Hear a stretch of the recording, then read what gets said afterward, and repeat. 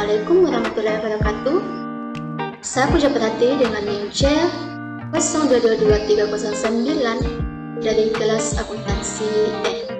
Di sini saya akan menjelaskan materi tentang aktivitas dan pelayanan publik pada mata kuliah akuntansi sektor publik.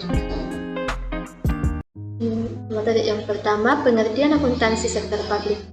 Nah, akuntansi sektor publik merupakan suatu proses pengumpulan, pengklasifikasian, analisis, serta dalam pembuatan laporan pengelolaan keuangan dalam lembaga publik, sehingga laporan pengelolaan keuangan ini nantinya dapat digunakan lembaga publik untuk memberikan informasi laporan pengelolaan keuangan pada pihak yang membutuhkan, yang sangat membantu saat ada pengambilan keputusan. Di dalam proses pengklasifikasian analisis laporan pengelolaan keuangan yang dilakukan oleh sektor publik berbeda dengan proses yang dilakukan sektor swasta. Perbedaan ini terjadi karena negara, khususnya organisasi pemerintah, tentu memiliki standar sistem akuntansi masing-masing. Jadi proses tersebut harus disesuaikan dengan standar akuntansi yang dianut oleh lembaga. Konsep pelayanan publik. Pelayanan publik adalah suatu proses bantuan kepada orang lain dengan cara-cara tertentu yang memerlukan kepekaan dan hubungan interpersonal, tercipta kepuasan dan keberhasilan. Setiap pelayanan menghasilkan produk, baik berupa barang dan jasa. Sedangkan yang menjadi rujukan utama dalam penyelenggaraan pelayanan publik menurut Undang-Undang Nomor 25 Tahun 2009 tentang pelayanan publik. Dijelaskan bahwa pelayanan publik adalah kegiatan atau rangkaian kegiatan dalam rangka pemenuhan kebutuhan pelayanan sesuai dengan peraturan perundang-undangan bagi setiap warga negara dan penduduk atas barang, jasa, dan atau pelayanan administratif yang disediakan oleh penyelenggara pelayanan publik. Berdasarkan Kepmenpan Nomor 63 Tahun 2004 tentang Pedoman Umum Penyelenggaraan Pelayanan Publik, pengelompokan 3 jenis pelayanan dari instansi pemerintah serta BUMD. Pengelompokan jenis pelayanan tersebut didasarkan pada ciri-ciri dan sifat kegiatan serta produk pelayanan yang dihasilkan, yaitu pertama pelayanan administratif, kedua pelayanan barang, ketiga pelayanan jasa.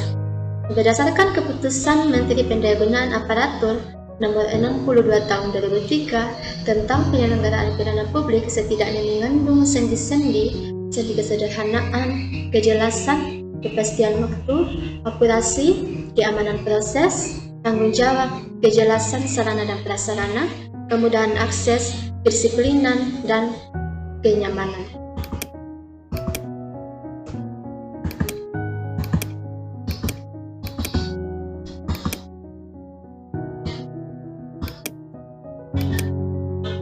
Dari berbagai pendapat di atas dapat disimpulkan bahwa pelayanan publik kepada masyarakat adalah bentuk pelayanan yang diberikan oleh pemerintah baik dalam 5 bentuk barang maupun jasa dengan tujuan memenuhi kebutuhan masyarakat ataupun dengan tujuan pelaksanaan peraturan perundang-undangan dengan berpedoman pada asas dan prinsip pelayanan. Terdapat 4 unsur penting dalam proses pelayanan publik, yaitu pertama penyediaan layanan, kedua penerimaan layanan, ketiga jenis layanan, dan keempat kepuasan pelanggan.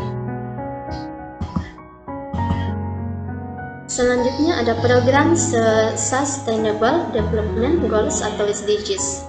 Nah, Sidang Umum Perserikatan Bangsa-Bangsa ke-38 tahun 1983 menugaskan Sekretaris Jenderal PBB membentuk World Commission of Environment and Development WCID yang dipimpin oleh Mr. Gro Harlem Brundtland, Perdana Menteri Norwegia, selaku ketua, dan Dr. Mansur Khalid, Menteri Luar Negeri Sudan, selaku wakil ketua, untuk kemudian memilih 21 anggota komisi yang mencakup wakil-wakil negara berkembang dan negara maju. Tugas komisi ini merumuskan Global Agenda for Change yang mencakup yang pertama, strategi lingkungan jangka panjang pembangunan abad ke-21. Kedua, menyarankan pola pembangunan yang memperhitungkan hubungan timbal balik antara penduduk sumber daya alam, lingkungan, dan pembangunan ekonomi. Ketiga, menyarankan cara yang lebih baik bagi komunitas internasional menanggapi tantangan lingkungan. Keempat, ikut bantu persepsi bersama mengenai isu lingkungan jangka panjang serta langkah tindak yang dibutuhkan mengembangkan lingkungan dalam agenda kerja dasawarsa akan datang serta menjelmakan sasaran aspiratif masyarakat dunia.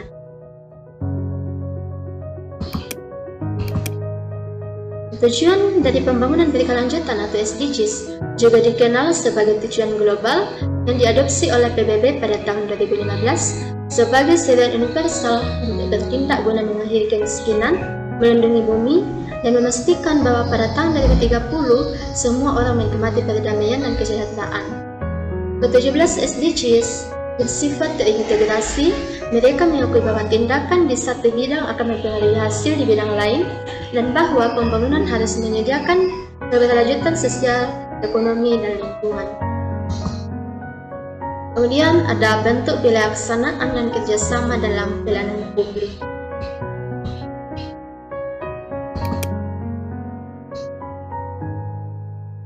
Bentuk pelaksanaan dan kerjasama dalam pelayanan publik itu merujuk pada beragam cara di mana pemerintah berkolaborasi dengan entitas di luar sektor publik seperti sektor swasta dan organisasi non-pemerintah untuk menyediakan layanan kepada masyarakat.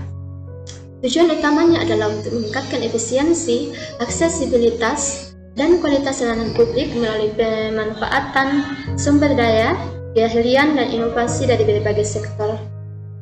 Adapun kontrak-kontrak yang dibuat dalam kerjasama mencakup detail pembagian tanggung jawab, pembagian risiko, mekanisme pembiayaan, dan durasi proyek, yaitu pertama, Public Service Obligation atau PSO, kedua Private Finance Initiative atau PFI, ketiga ada Public Private Partnership atau PPP. Tujuan utama dari bentuk pelaksanaan dan kerjasama dalam pelayanan publik adalah untuk pertama meningkatkan akses dan kualitas layanan publik, kedua memanfaatkan efisiensi dan inovasi dari sektor swasta, ketiga mengurangi beban pembiayaan dan operasional dari pemerintah, keempat itu mendorong investasi dalam infrastruktur publik. Nah, keterkaitan pelayanan publik dengan akuntansi sektor publik. Pelayanan akuntansi sektor publik ditujukan untuk memberikan pelayanan publik ke dalam rangka memenuhi kebutuhan publik. Nah, akuntansi sektor publik ini memegang peranan penting dalam memastikan bahwa layanan publik disediakan dengan efektif dan efisien untuk memenuhi kebutuhan publik. Fungsi utama dari akuntansi sektor publik adalah untuk mengumpulkan, mengelola, dan melaporkan informasi keuangan yang berkaitan dengan aktivitas dan sumber daya pemerintah. Informasi ini kemudian digunakan untuk membuat keputusan, merencanakan, mengendalikan, dan melaporkan kepada pihak-pihak yang berkepentingan mengenai bagaimana sumber daya publik dialokasikan dan digunakan. Nah, dalam konteks penyediaan layanan publik, akuntansi sektor publik ini memungkinkan pemerintah untuk menilai biaya layanan yang disediakan, membandingkan biaya tersebut dengan manfaat yang dihasilkan, dan kemudian memastikan bahwa alokasi sumber daya dilakukan secara adil dan efisien.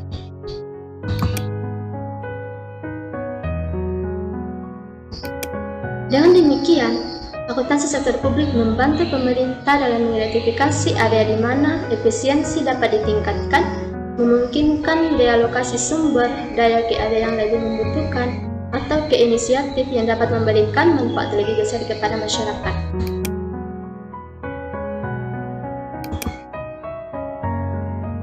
Selain itu, akuntansi sektor publik juga mendukung transparansi dan akuntabilitas dalam pengelolaan keuangan publik melalui penyediaan laporan keuangan dengan akurat dan tepat waktu. Pemerintah dapat menunjukkan kepada publik bagaimana dana publik dihimpun dan digunakan. Hal ini tidak hanya meningkatkan kepercayaan publik terhadap pemerintah, tetapi juga memungkinkan pengawasan publik yang lebih efektif atas penggunaan sumber daya publik. Secara keseluruhan, akuntansi sektor publik adalah alat vital yang memungkinkan pemerintah untuk mengelola sumber daya dengan cara yang bertanggung jawab, transparan, dan yang paling penting itu adalah dengan cara yang berorientasi pada pelayanan publik untuk memenuhi kebutuhan masyarakat. Sekian pemaparan dari Saya ucapkan terima kasih. Wassalamualaikum warahmatullahi wabarakatuh.